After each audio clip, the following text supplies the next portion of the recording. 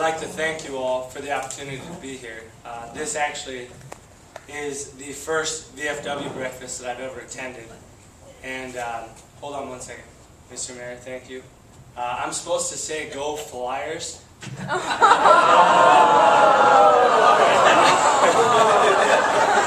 just kidding. Go Blackhawks. Good to go, sir. Thank you. No, this is the first VFW breakfast that I've ever had the privilege of attending. And the VFW is kind of like a, it's hard to really compare, but I'm a member of the American Legion where I'm from in Iowa. And the only way that you can become a member of the VFW is obviously by serving overseas, which it looks like several people in this room have done. And I know when they had all the veterans stand up before everything had taken place, you know, we gave you all a round of applause. I would like to give you all a round of applause and say thank you for everyone in here who has served, because the service that I was able to provide was only built on by the service that you all allowed me to give.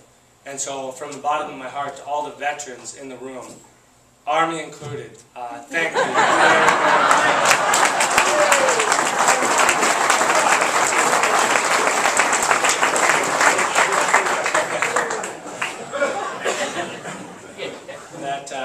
That's an ongoing joke. I actually brought a friend with me from Iowa who's sitting at my table who was wounded in Afghanistan. And me being with the Marines wounded in Iraq, of course, we joke back and forth, and I know that a lot of people that have served do the same thing. But I'm here as a volunteer representative of Operation Finally Home, which is the Bay Area Builders Association Support Our Troops. I've lived in Iowa my entire life. And I had been to Houston and to Texas for different events at different times throughout the year. And I knew enough of it that I was a pretty big fan. And when I met Mr. Dan Walworth there, who you all saw in that little thing they do every year called the CNN Heroes, just a little thing, he had talked to me about, I don't know, he liked me, he thought that I was the type of person, that my family were the type of family that they would like to sort of adopt and to provide a home for. I was told that I was one of about 6 applicants, and so that sort of lessened the significance. It was still important because it's a life-changing opportunity, but 1 of 6, you know, my odds are not phenomenal. I'm no gambling man, but it was interesting. So I went down there and I met with the board, and they met with my family. And since I had been out of the Marines, I had earned a degree for construction. Outside of the construction industry, that means squat. So, I know, it's very surprising. But, so, you know, they're vetting us, and we're talking about all of the things about my family. And I have a daughter who turned 7 today, and my son just turned 2. And it's going to be yay when we're doing 95 back to Iowa to make the birthday lunch. But I don't know, just through the interview process, we met with the Operation Finally Home board, and it was pretty amazing. And what they were presenting to me was literally a once-in-a-lifetime experience and an opportunity. And when I joined the Marine Corps, and I chose to be an 0311, even though I was told that they jokingly call that MOS a bullet sponge. It's still a joke, it's just not as funny to me. I never joined to receive anything. And I know that that's probably why most all of our veterans who have served and who are serving, they don't join because they hope to receive something. They join because I wanted to be a part of the 1% of the nation that provides security for the 99% of America. And so I did the interview process, and they had me come down for a luncheon where they were going to pick out of the fictitious 6, 1 person to be the recipient of the home. At the luncheon, after about halfway through, now I'm in the Marines and I have a traumatic brain injury from being shot in the face, but I'm not the brightest crayon in the box. But I'm looking around at this luncheon, and I notice that I am the only person who is wearing my dress blues, and my family is the only family that sticks out as the non-recipient family. And then as soon as he started reading the story about the night that I was searching a vehicle and I got shot in the face, he told my family that we were going to be the recipients of this brand new home. It was pretty amazing, and it's kind of the tip of the iceberg for things that have happened to me in my life, and it's amazing. And my family is blown away by the opportunities that are presenting themselves to us.